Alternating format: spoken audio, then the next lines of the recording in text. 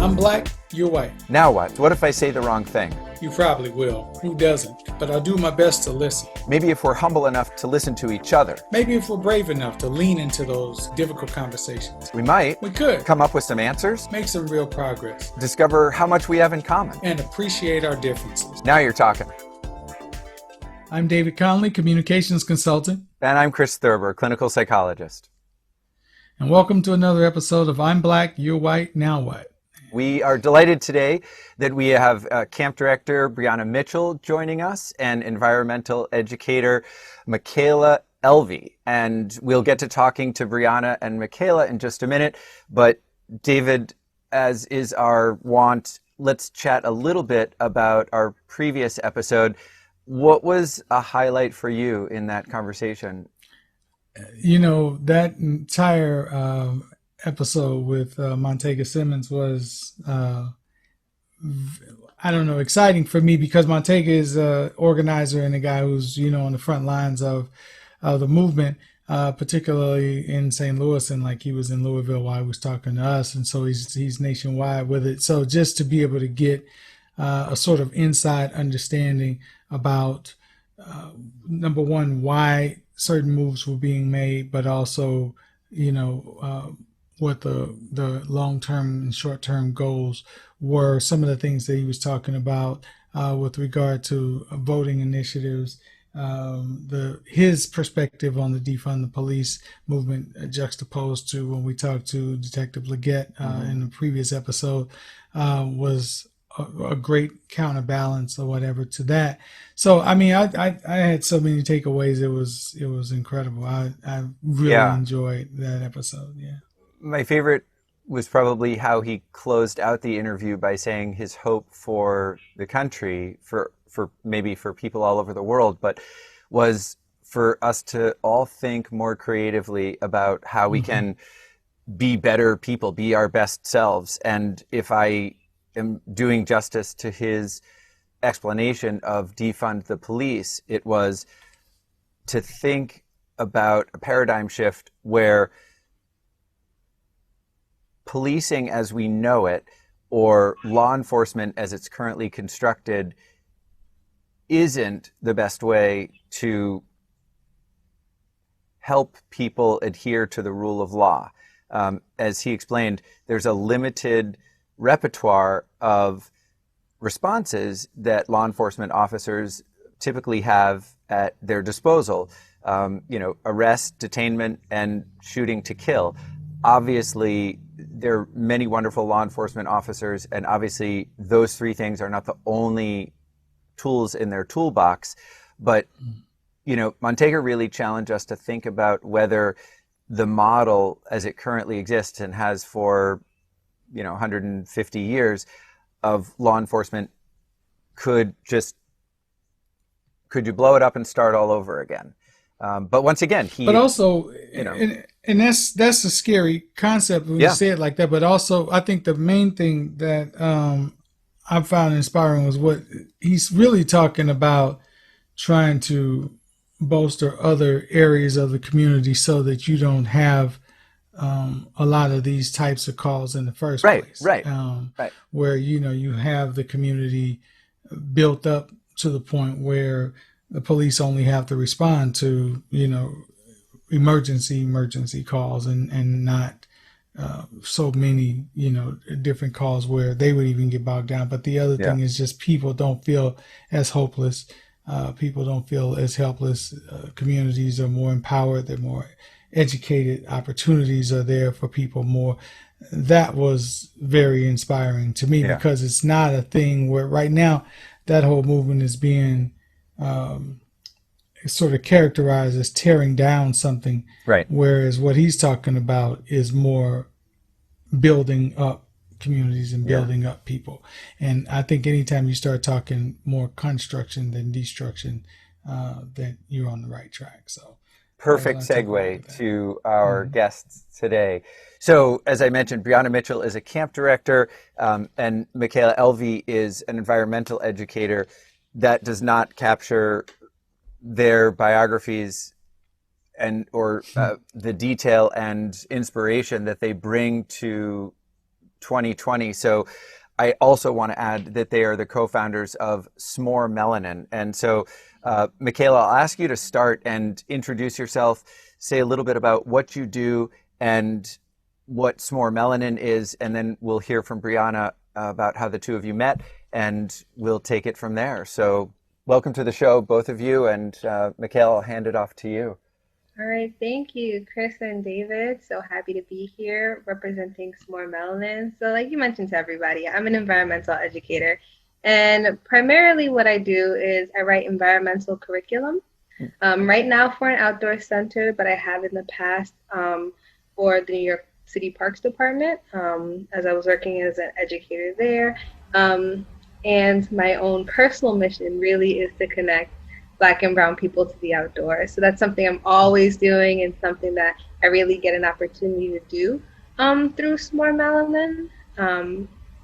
I met Brianna actually on a call, and I'll let Brianna talk a little bit more about this, but we were both invited to a call about nonprofit camps Mm-hmm. and ways to improve the diversity, equity, and inclusion for camps. And that's really how we first connected and how S'more Melanin was created. So I'm just going to pass it to Brianna so she can kind of explain to you a little bit more about that call and how we all met and where S'more Melanin was born.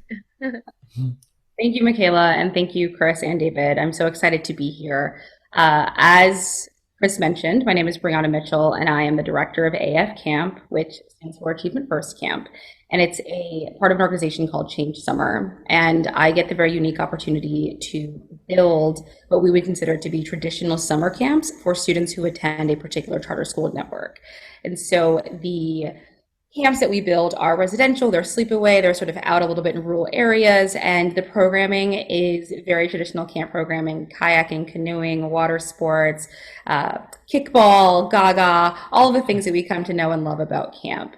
And what's very interesting and unique and exciting about my work is that the population that I get to build camps for is a almost exclusively Black and Brown population. And I am a person of color who grew up going to camps starting at the very tender age of 6. And so I have a personal connection and love and appreciation for camp and what I think that it does for children.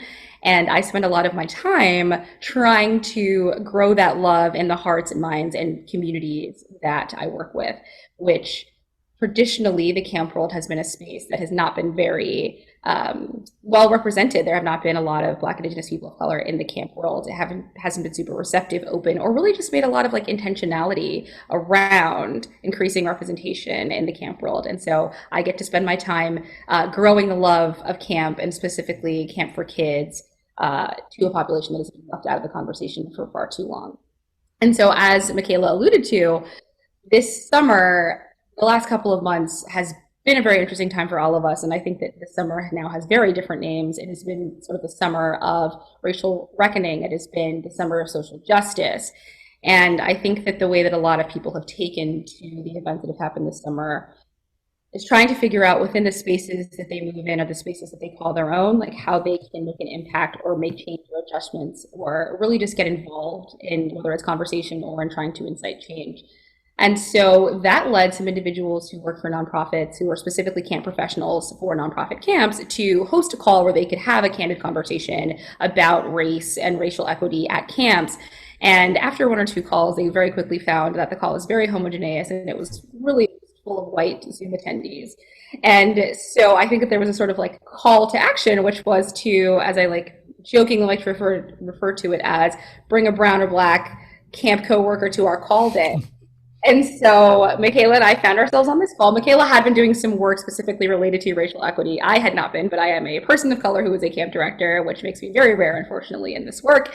And so we found ourselves on a call, and we sort of did the proverbial head nod via Zoom that you do when you see another person of color in a space where there are very few of you.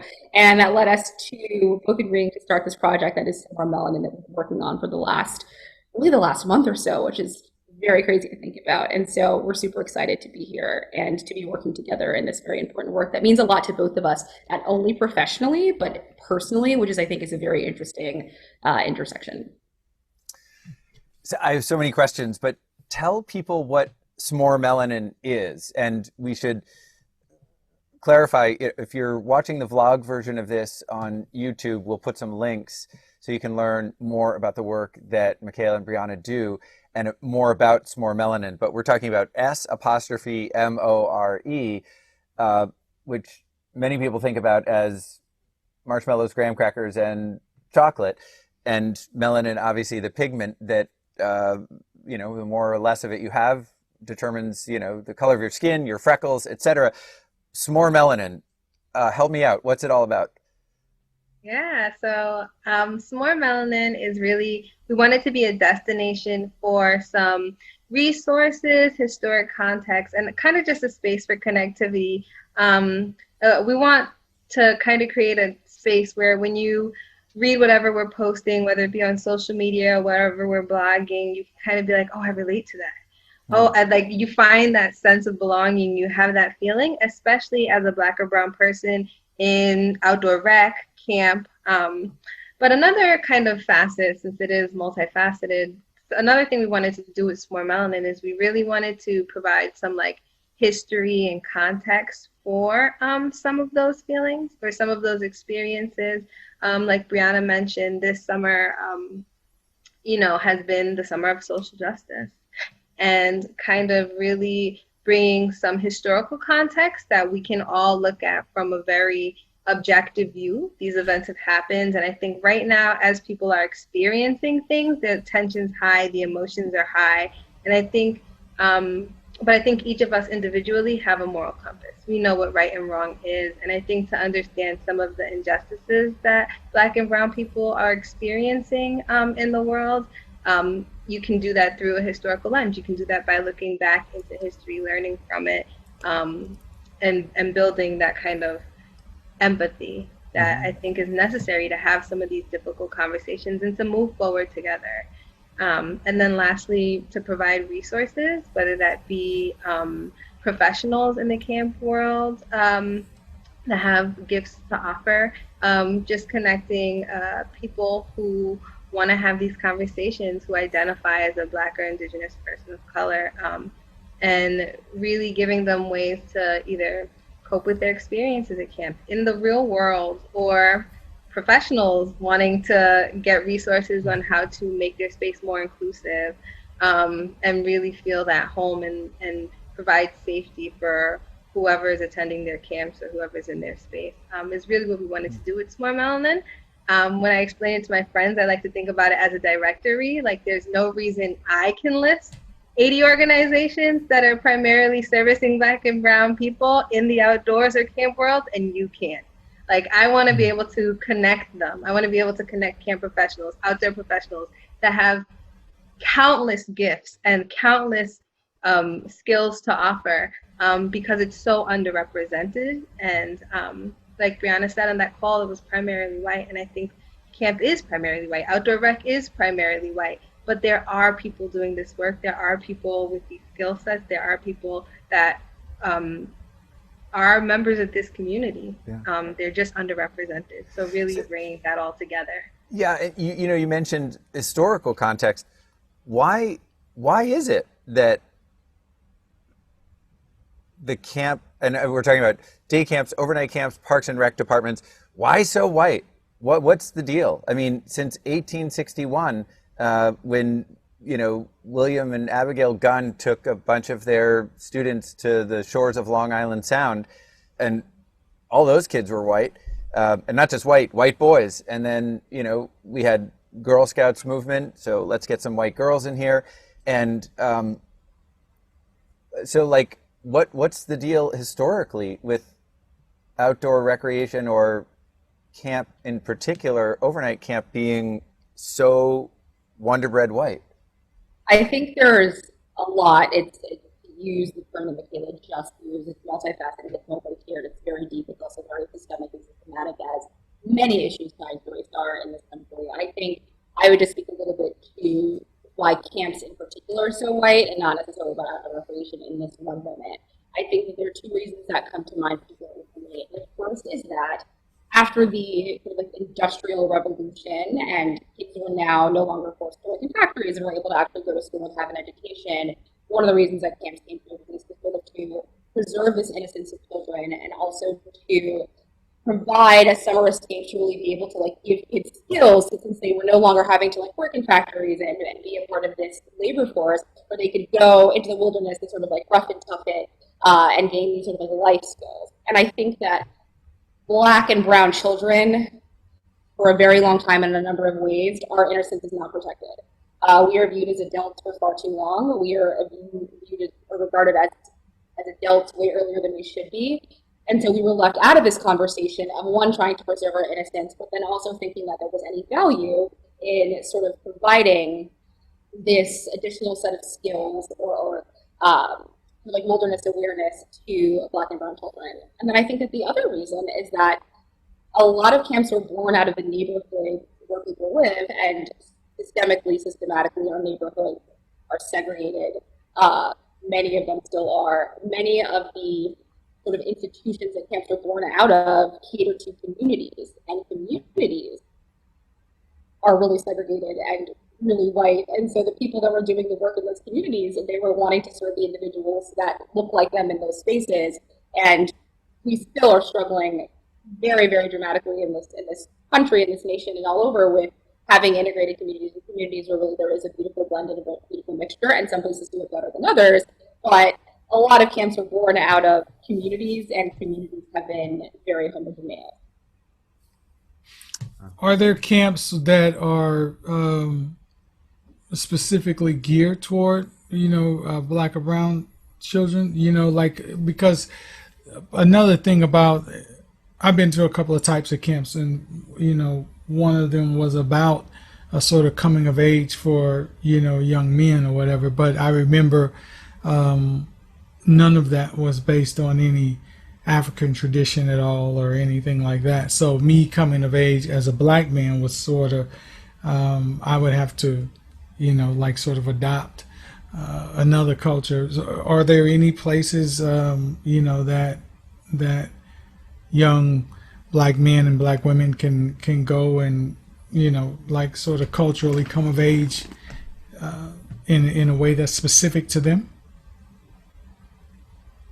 So, to my knowledge, not many, not exclusively. I feel like a lot of camping organizations or institutions are that Black and brown people have access to for many of the reasons Brianna mentioned, but definitely funds. Money is a really big thing too, not only in like camp as an institution, but also in outdoor rec. Gear is expensive. Getting prepared to go away from home is expensive. Leisure time, if you're working all the time, is expensive. So definitely that's another aspect to consider. I think that there is, to my knowledge, one Black-owned camp in the United States that does some of that work. Brianna, you seem a little bit more familiar with it. Yeah, so there's Camp Kupagani, which is Black owned, Black operated, and I think that their focus, one, they do bring in, I mean with the name alone, but they do bring in a lot of work and intentionality around openness and inclusivity and just talking about reason, bringing together kids of multiple backgrounds. It's not just about sort of empowering Black and brown children to feel good about their backgrounds, which is part of what their work is, to the best of my knowledge. But the other thing that they do is they do want to provide exposure and a mixed pool so that children who don't identify with Black and brown, and maybe who don't go and see Black and brown kids where they live because they live in white communities, are having an opportunity to experience the joys of childhood, the joy that camp has to offer alongside kids that don't look like them, which really, as we know, just further enriches your experience overall, and it enriches your experience in a very tangible way, but it also just makes you a more sort of open and receptive human, and if we can do that at a young age, why not? And then I think another camp that I know to be true is Camp Atwater. What's very interesting about Camp Atwater is that it services Black and brown children, but it's not Black owned. Which is something else that we find is that there are some camps, and particularly when you think about more like day camp models, so like Boys and Girls Club camps or YMCA camps in areas that are in largely Black and brown communities, that they serve a lot of Black and brown children, but they're not Black and brown owned. And so to your point, David, they're doing a lot of the work of there is a space now for the children, but what is left out is a part of the camp programming being a celebration, a conversation, or working in elements that correlate to race into camp programming. So that's really interesting to me because, and I guess either of you can answer this, but I first want to throw it to Michaela and ask whether um, in addition to the things you've mentioned, which are perhaps barriers to entry for Black, Indigenous, person of color to be part of a day or overnight camp, one could be expense. One could be, as Brianna said, the camps generally, overnight camps, especially sort of founded in communities, and the camp itself may not be in that community, but it draws from that community. And to this day, our biggest cities are enormously segregated, and then there's also the question in my mind is, what about traditions of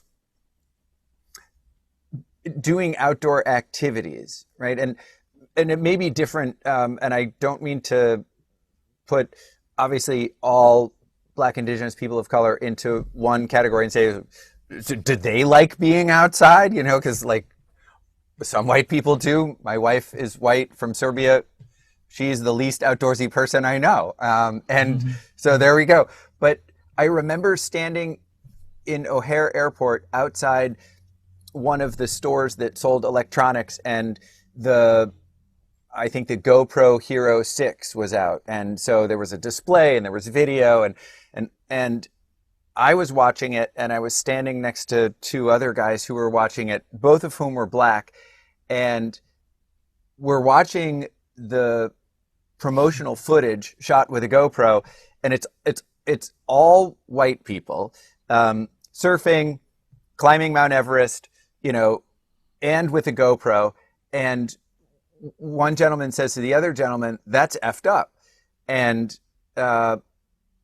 his friend said, something like, "Absolutely, brother. There's no way you would get me on Mount Everest or anything like that."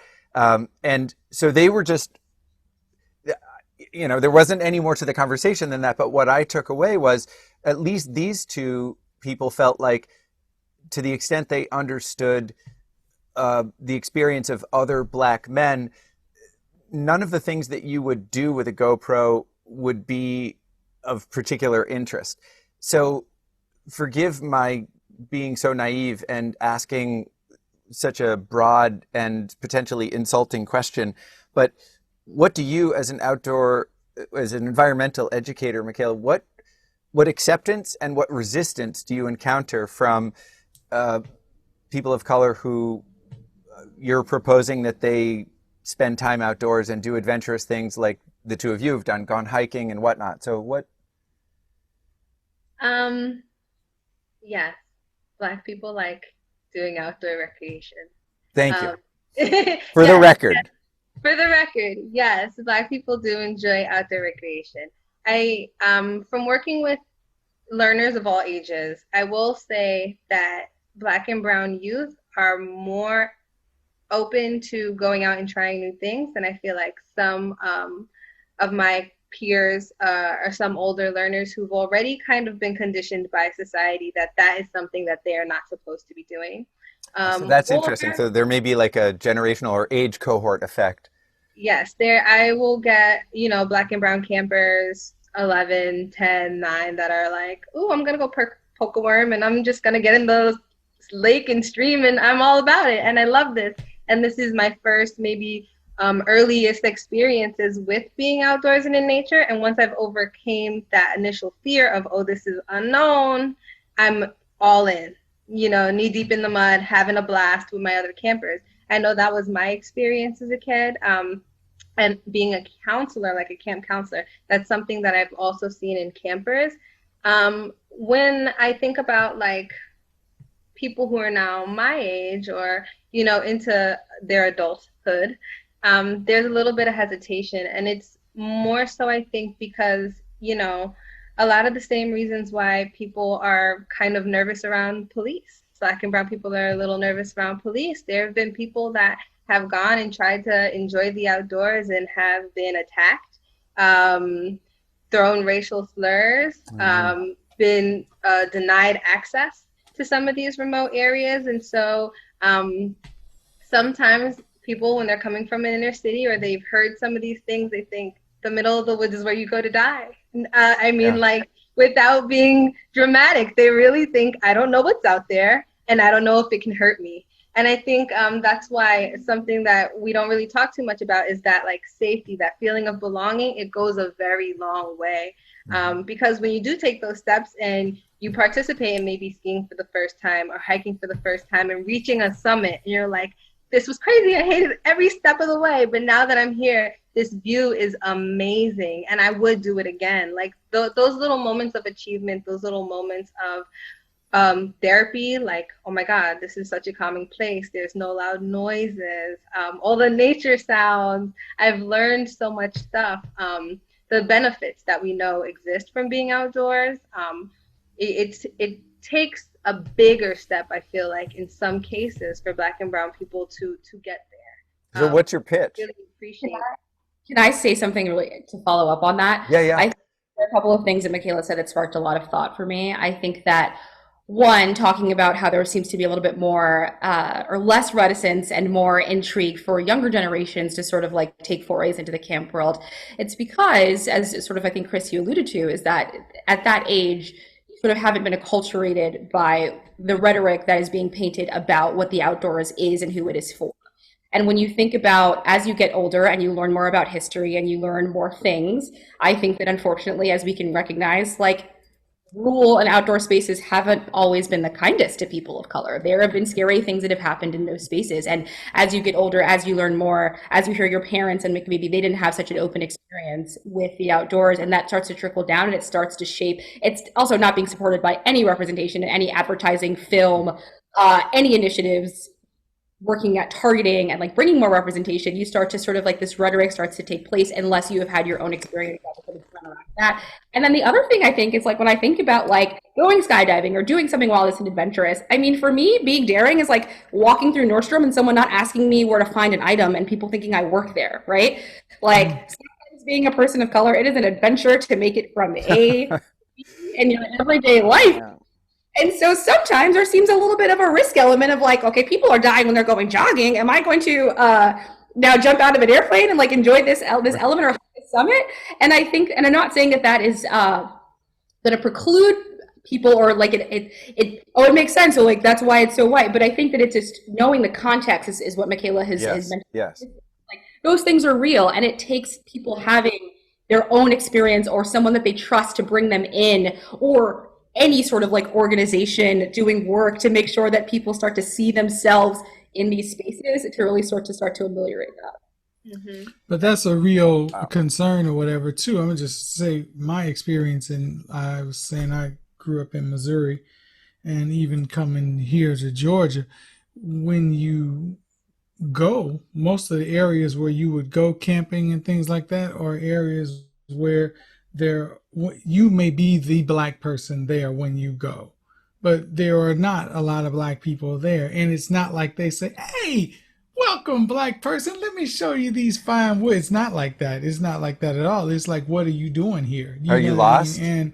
it's and you need to get lost. It's very antagonistic. It's not that's been my experience, and I'm not even that old, and I'm saying that my parents' experience was more hostile than that, and more so I'm saying I think there is a sort of diluting of that, but it's not completely diluted at this point. My daughter went hiking today, and when she told us she was going hiking on Indian Seat Trail or whatever it was they went, and she was going with one of her white friends, I was like, I got very military. I need sit reps. I need them at certain intervals. I need to know, what I mean, really, otherwise daddy's coming, and with guns blazing, because I don't, it's knee jerk. It just is, because I know where she was going.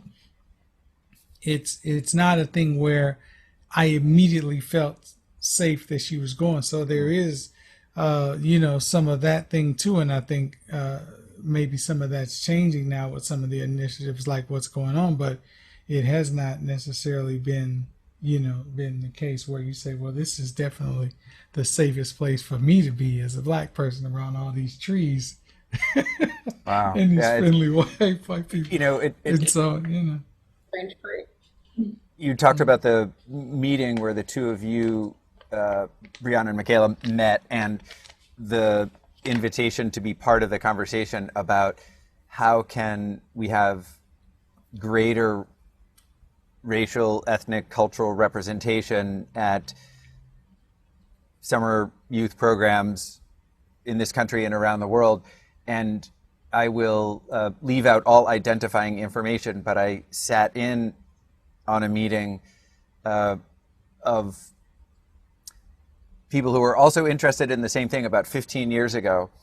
And the discussion, and these were all white people, the discussion was, again, well-intentioned. How can we get more representation? And the person who was chairing the meeting said, the point is we need to advertise to communities where there are people of color. Because, of what you said earlier, Brianna, a lot of camps are drawing from communities simply by word of mouth advertising. And, there are a few that can advertise in publications, but, print ads and internet ads all cost a lot of money if you want a lot of people to see them. And it occurs to me listening to the two of you that none of the conversation was all about where will we publish advertisements. None of it was, so do you think when we do put an advertisement for a summer camp in front of, a Latinx mom or, a black dad, that this light bulb is going to go off and they're going to, thank you for reminding me that summer camps exist. I will now enroll my child.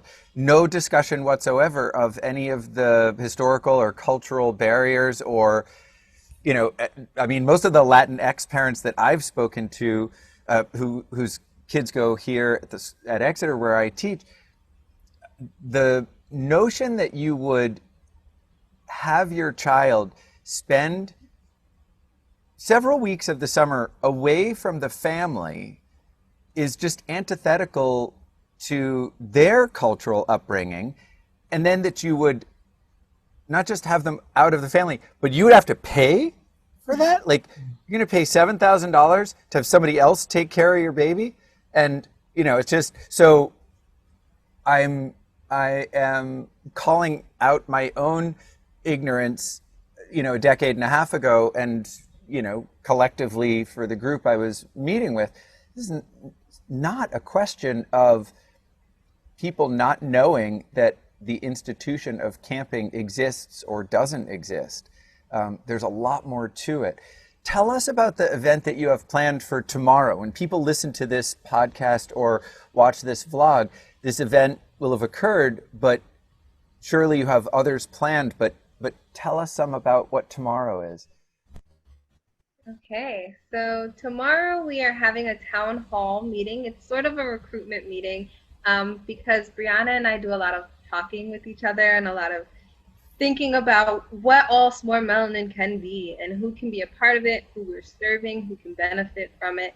And so what we want to do tomorrow is we want to have a recruitment town hall for a Black and Brown Leadership Advancement in Camping Coalition that we are shorthanded calling Black. And the idea is that it'll be a space where people can come, whether that be an individual or an organization, like can send representatives, but where people who are Black or Brown can come and network, move up in camping. Like Brianna said, there are a lot of camps that do service Black and Brown youth, but they're not necessarily owned by a Black person, or the operations manager isn't a Black person, or the recruitment person isn't a Black person, or any of the senior leadership team, they're not people of color. So what we're hoping to do with Black is really create a space where people can connect and can gain those skills or have access to those positions that will put them in places of leadership so that there will be increased representation at camps for the Black and Brown youth attending, but even the entry-level Black and Brown staff hiring, having that support and that mentorship. But ultimately, and I think what I'm most passionate about is that connectivity, that space, that this is how I feel because I'm the only Black person on my organization. And what are you going to do about that? And that rant space to really get out some of those feelings that when you are, you know, a speck of pepper in a sea of salt, you have to suppress. You have to say, like, even though I'm feeling these things and they're very real in this moment, I know my audience. And I know that I Mhm. need like-minded people and people experiencing similar things for me to actually express and for me to get that feeling of belonging and for me to come back to work and for me to want to advance and stay in camping as a career. So that's like what I am really passionate about, creating this coalition to be definitely a space of healing and connectivity. But we do want to be focused. Brianna always focuses me. I'm like the visionary, like, ooh, let's do this. Ooh, I want to do this. And Brianna's like, let's focus. So Mhm. it's nice that we're working together. So those are really what the event is catered to, getting people that are interested to show up, and we have a fun-filled, pointed, and targeted agenda Mhm. for the meeting, and hopefully we can just grow the people that we reach and provide whatever we need. Right, we're really here to talk about our community needs in this moment. I think if I could piggyback off of that beautiful Yes, please. explanation, Brianna is the former director of operations for a charter school, and so she is a little bit more of like, but what's the goal? What's the metrics? What's the outcome? How do we measure the goal? And Michaela's like, I want it to be a sense of community, which is beautiful. And so, in speaking to that, I think that one, in this time for me personally, since we are remote, right? Like very few people, some people are now going back to work in some capacity, but we are experiencing so many things in this world collectively apart. I think that it feels really, really important to have a space. We kind of liken it to like a digital base camp where people come together and re-experience a sense of community that we might have lost because we're not going to gyms, we're not going to churches, we're not going to like our neighborhood outings where we used to be able to get communities, or like for me, I'm not going to my well-read Black Girls Book Club where I can go and just like have a space once a month to talk about things, because those things are sort of like on pause or canceled or just being done in ways that aren't necessarily fostering connectivity, and that feels super important right now. So building that. And then the other thing that's really important to us is to, I believe someone alluded to this earlier, is to talk about our experiences as being people of color in the camp space without feeling the need to sort of like downplay them or sort of dilute how impactful they were for us, right? Like we can talk about Mm-hmm. the fact that like every time I'm at camp, someone talks about the fact that like I have to put on sunscreen because they've never seen a Black person get sunburned before. And have to have conversations about why I wear a hairnet if I'm going to get in the pool, right? And it's like little things that we often feel like we can't actually have these conversations because they get trivialized so often. Mm. And having a space where we can really talk about these things, like, yeah, like this feels important to me, and like this feels like something that I want to talk about, and doing that in a space that is safe where we don't, for once, have to do so much of what our work is and so much what our existence is of being minorities in the society, which is downplaying how things impact us and diluting the way that we feel about them Mm-hmm. in a positive way. Yeah. Mhm. That's gonna be pretty good though. Has the Okay, awesome. response been like good as far as, or you guys seem like you have like really great expectations for it, so I would imagine the response has been really pretty overwhelming. It has overwhelming is definitely a great way to describe the response. We were kind of like, okay, let's start a blog. What are we going to talk about? I don't know. Mhm. What was probably a month, like 6 weeks ago. Mhm. And that has grown to, you know, like we're here on a podcast talking about what we want to do. More people are just hearing about us, reading our work. It's led to so many other opportunities and growing because I think that the need is there, and it's very apparent when we put ourselves out there like, hey, we're S'more Melanin, this is what we want. Everybody's like, oh, good, because Mhm. I've been wanting this and I didn't know where to go, or somebody who is following us on Instagram reached out and was just like, okay, I need like kind of advice. Like if I'm gonna be here, who's doing this type of work, or where are this is a safe place to go, and things like that. So there's definitely a need for it, and the response, people are like, oh, absolutely.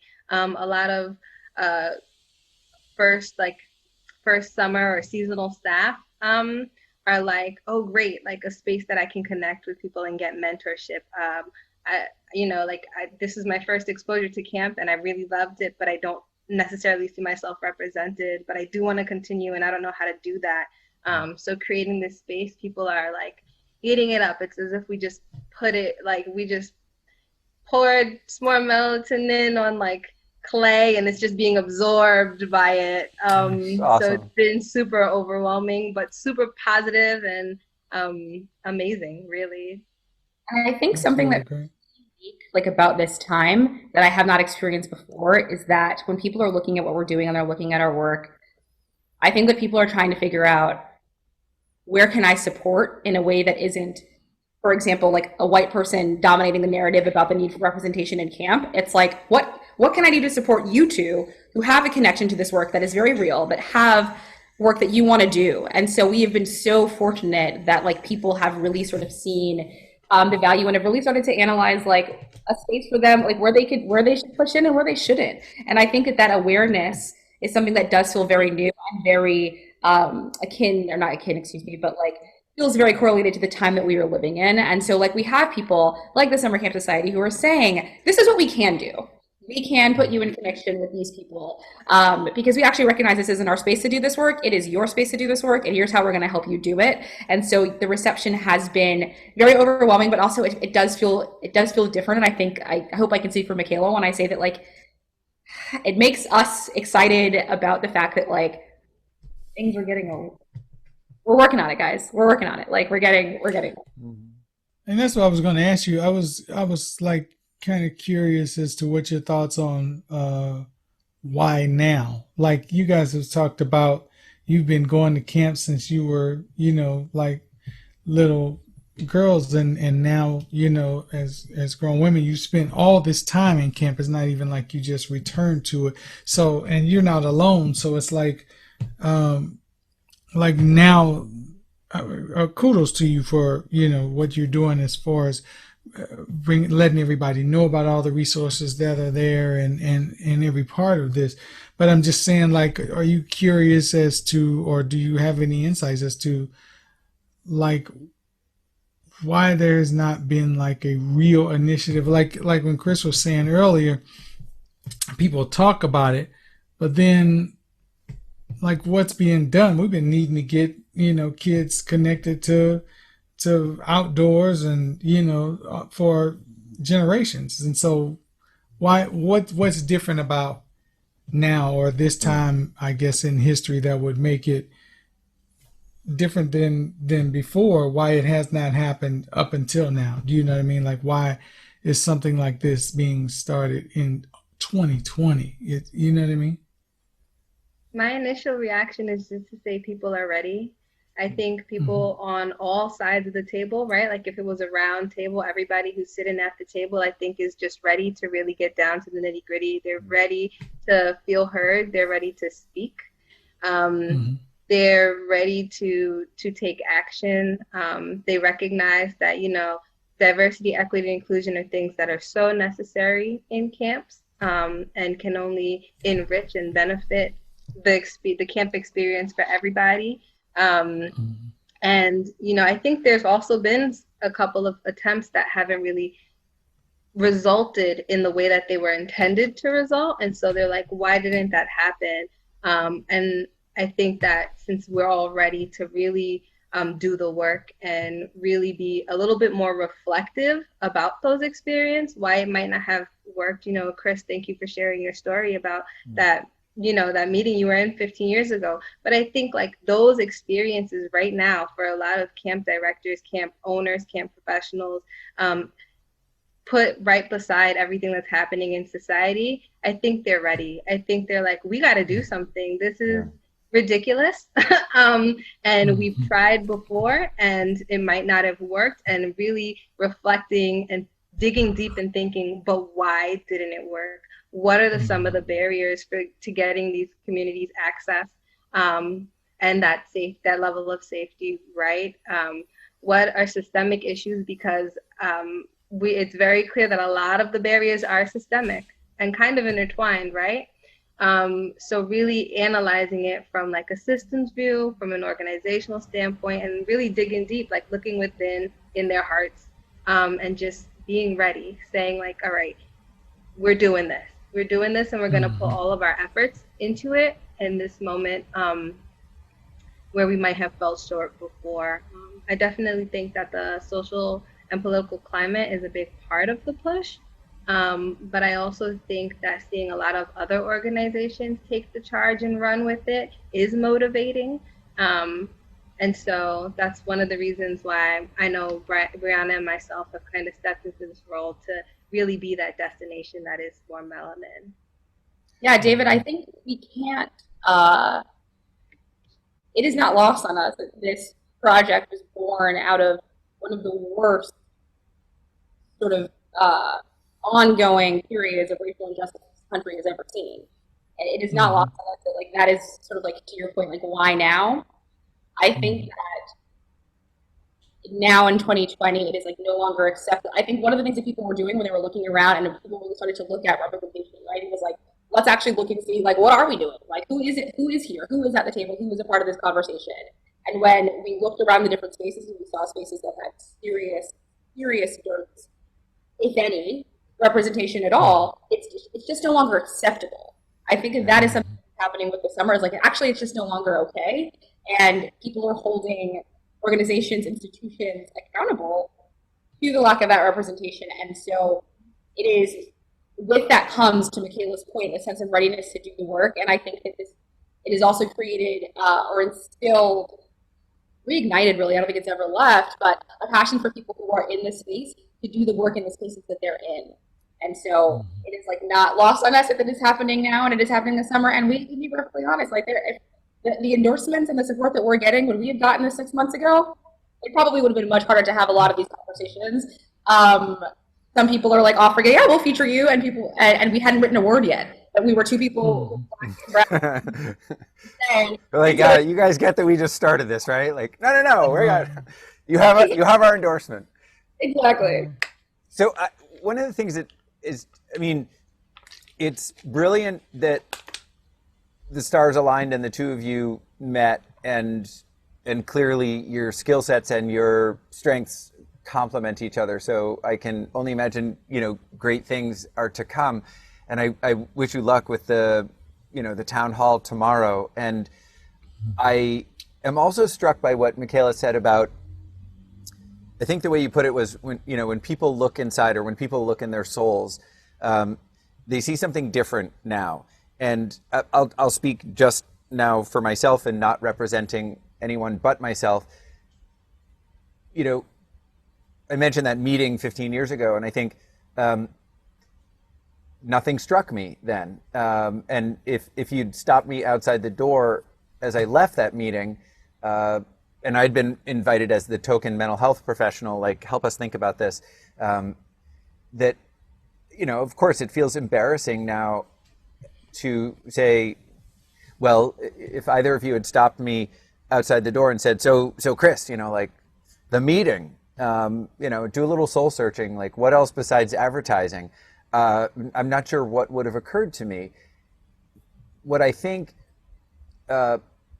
occurred sometime after, and has occurred for a lot of white people, but again, speaking just for myself, this summer was along the lines of what Ibram Kendi speaks about when he defines being an anti-racist. So it's not enough to give to a charity that serves traditionally underrepresented minorities. It's not enough to refrain from racial epithets. You actually have to do something more, and some of the heavy lifting, and yes, some of it's uncomfortable, and you're going to have to profess some ignorance, and it's not going to be glamorous if you're a white person to say there's a lot that I need to do if I want to contribute in a more meaningful way to positive social change. And to put a very fine point on it, again, historically, another experience that I had, and I'll again leave out all the identifying information, but going to a fundraiser where people were all white and celebrating their wonderful fundraising that they had done, And I thought, now this is meaningful change, because the money was going to support youth development programs and sponsorship for people who were mostly Black, some Latinx, and that happens in the communities that this particular charitable organization serves, to correlate pretty directly to a low socioeconomic scale. So again, it seemed wonderful. Looking back on it now, it seems really not just superficial, but in a way kind of sickening, not because these people were assuaging whatever guilt they had by raising money and giving it to young people who otherwise wouldn't be able to participate in these wonderful youth programs. But here's the kicker. And I only learned this on my way out of this sort of gala, because I naively thought that what folks were raising money for was for these Black, Indigenous, people of color, these youth, to attend those people's programs.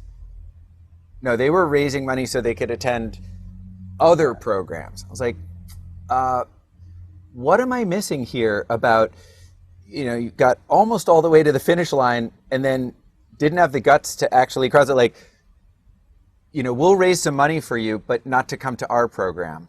And, this was, again, 14, 13 years ago.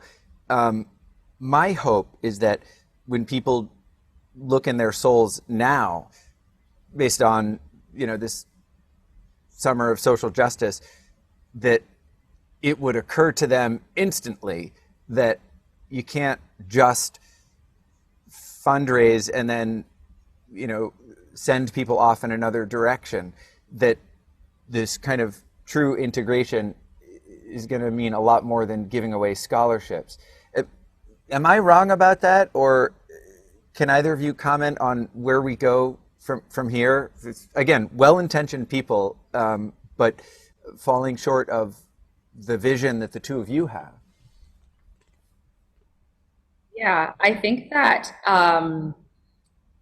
one of the things that's so interesting about, in particular, camps is that if you were to ask the vast majority of individuals who would consider themselves to be a camp professional, they would say about how do you feel about racial equity or racial justice or diversity or minorities, you would overwhelmingly get, oh my gosh, I care so much about it. It's so important to me. This really matters a lot. And that is also something I think that is a little bit sort of, that's not uncommon for people in the camp world, right? Like, that is something that is definitely like a tie that binds for people who work in camps. But then when you step back and you look at like the proof in the pudding and the lack thereof, or you look at the representation, or you look at their camps, or you look at on pretty much every single level the lack of representation in terms of camp ownership, camp directorship, camper serve, or camp staff, and then camper serve, there is a huge chasm between what people will tell you ardently and then like what actually exists. And I think that Michaela and I recognize that that is one thing that feels very unique to the camp space in particular, is that so many people are very passionate and excited and exuberantly will express it. Oh my gosh, this is so important. But then that's where it stops. And so I think that one thing that we have talked about is like, one, how to not only recruit, like it, but this isn't like a numbers effort. It actually is about the quality of the experience for the whoever it is that are there. There could be one family of color at your camp, but like, what are you actually doing to make that child feel like they belong and that this is a place for them? Yeah, definitely, Brianna, that sense of belonging. Like, I just, as you're talking, Chris and Brianna, I'm just sitting here thinking, I'm like, have you, when you have that favorite aunt, and it's because, when you step through the door, like, you could just kick up your shoes, they got the food already made, where you have a space, but then you can go to like another relative's house and you like tense up when you get in the doorway and you maybe sit on the couch because you don't really know where you're supposed to go. It's sort of that feeling, right? Like, if camp is supposed to be a space away from home, what types of things are you doing in that space to really make it feel a home and make that person feel a part of, and not ostracized like more, not like, oh, you're the one person of color, so let me be in your Mm-hmm. face and let me make sure you have the things that all people of Mm-hmm. color need because you need them, right? Because you're a person of color. But more so to kind of create that camp culture that says, oh yeah, yeah, no problem, and almost like it's normal, really normalizing the cultural norms that people have individually and saying, yeah, yeah, yeah, no problem, like because this is an inclusive space. We're an understanding camp and um, have the structures in place to deal with some of the challenges or overcome some of the barriers that maybe some youth staff of color might have in a camp setting. So yeah, nail on the head, Brianna, with that one. Mm-hmm.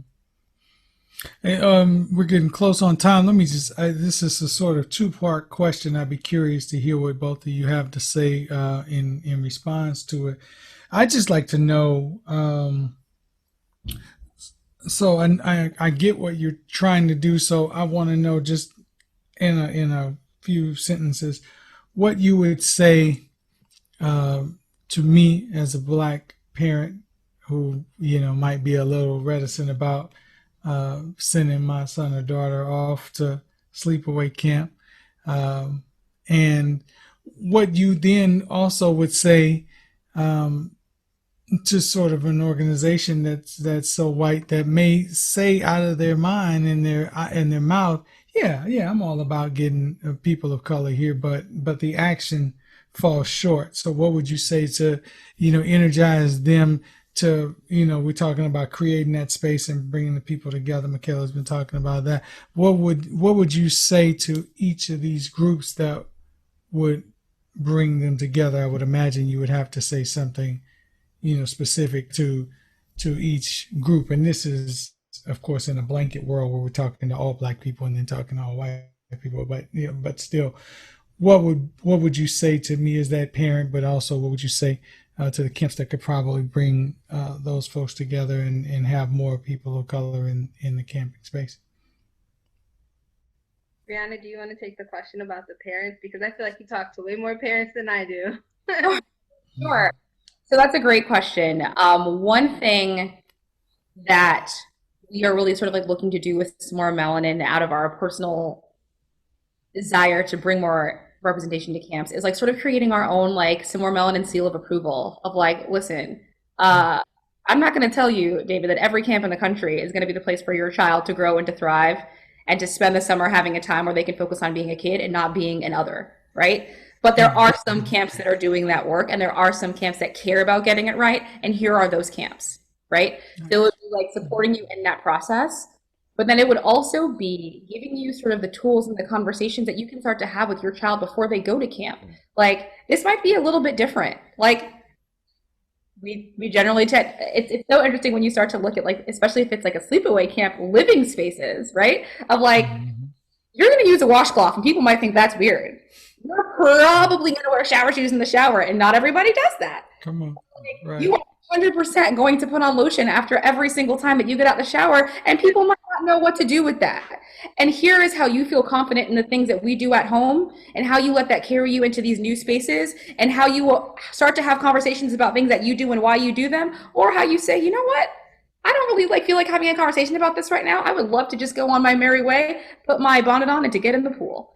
And we start to support you in having those real conversations with your kids. And then we also have to be very honest about like, listen, David, one of the things that are really important to myself and Michaela, especially as we have been kids ourselves at camp and also camp professionals, is sometimes the areas in the communities that we're in, like if they feel safe physically, right? Some of the camp spaces that we're in these very rural places. And so I would say talk to the camp directors about what do you do if a business, if there is a camp field trip to a movie theater and the attendants at that movie theater say something disparaging to one of your campers, or you service to one of your campers. Like, are you going to pull up for your campers and like either no longer patronize this business or have an accountability conversation with the owners of this establishment? I think that you need to have clear conversations about, so great, so like what if? And like, you don't wish it to happen, but we recognize that we live in a world where things like that happen. And so what if it does happen? Are you prepared, or are you just going to tell me, I'm so sorry that this happened? And so we would really just support you in preparation for one. Like these might be the things that your child might experience, and this is how you can learn how to have the conversation or not have the conversation because it's okay because you're 11 and you don't need to tell people all about your race if you don't want to at this time. You just want to go swimming. And then the conversations to have with the camps themselves. And Mm-hmm. so telling you which camps we think are making the strides and taking the steps to get this right. And like we would feel comfortable sending I don't have any children, but I have a niece who turns one tomorrow. And when I think about the Mm. work we're doing, I think about like where would I want to send my niece to camp? Mm. It's so cool Absolutely. Right. because the dangers are not coyotes and black bears and whatever else. Mm. It's the experience inside the camp, outside the camp, and for S'More Melanin to be preparing those institutions to receive in a thoughtful and informed way new campers whose backgrounds are different enough that it's either going to ignite prejudice during a field trip, as you said, or I think prompt a lot of questions that at some point that campers not going to want to respond to. Mm-hmm. There's some complicated sort of education and conditioning of the field that is required. So I think it's just awesome that that's happening. Absolutely, Chris. And I think as an environmental educator, one of the things I tell people all the time, whether it's me trying to get like my mom to go out hiking and camping with me, or like people that come up to me and ask me questions about why I'm even interested in it, I usually tell them that the scariest thing that's out there in the outdoors is the people, not Mm. the Yeah. animals. Animals don't attack unless you bother them. It's really the people that's the scariest things in the woods. Yeah. So to kind of speak a little bit on your question, David, about what I would tell an organization or a camp that's really trying to, really take a dive in inclusion and create a space that's really welcoming, I would kind of make sure that they're constantly reflecting going on at the staff level, at the senior leadership level, and really hoping that they are reflective in terms of uh, what campers' experiences are, but also have some of the resources to have conversations about race, about cultural differences, um, about ability, all of the things that we think about when we think about diversity, equity, and inclusion, Mm. and really getting their foothold in that conversation. Because if, you know, the camper and the parents prepare as best they can to send their kid to camp, if the staff there aren't able to further those conversations and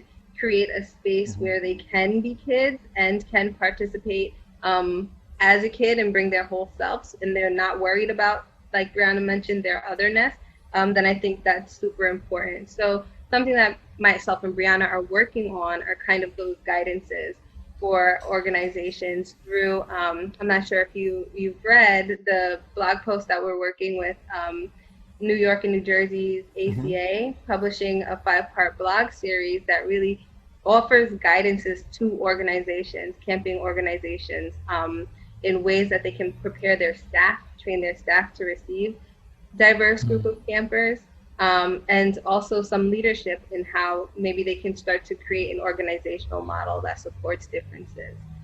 So that's part of the work that we're doing right now, and how to have those conversations with organizations, because really I think that's the first step. Very good. Well, I wish we had even more Fantastic. time, but that's a perfect point to end on. And I'll mention the website so people can read your blog, www.acanyj.org. So New York, New Jersey.org. And people can then enter S'more Melanin in the search bar. Your Instagram is at S'more Melanin. Are there other outlets you want to have people know about? You can email us if you would like to get in contact with either of us. Our email address is smoreinfo, SMOREINFO, at smoremelanin.com. Great. All right. Some more info at s'moremelanin.com. That's fantastic. Well, we've been speaking today on I'm Black, You're White, Now What? with Brianna Mitchell and with Michaela Elvey, and we're so grateful that the two of you, the day before your big event, took time out of your schedules and helped us circumvent some audio quirks at the beginning to share with us your important work and your vision for the future, so that anyone who believes that, spending time outdoors or in a more structured way, community living away from home in a beautiful natural setting with a recreational premise has value regardless of what a person's skin color is. But we can't just advertise in Black and brown communities. We need to prepare the institutions that have for a century and a half catered to white kids. And so now let's work on changing the institutions so that those young people feel just as welcome as someone with lighter skin, less melanin, to use our parlance for today. So thank you both so much. I hope that you come back and join us, because we want to know, in the future, what progress you're making. And I want to thank you again for your time. It's just been precious. Thank you. Absolutely. Thank you for having us. Thank you for listening to I'm Black, You're White, Now What? You can find more episodes on the podcast channel Teaching What It Takes, available on Apple Podcasts, Stitcher, and Spotify. To learn more about the work I do, visit www.preparingthepath.com. And to learn more about the work I do, visit drchristhurber.com.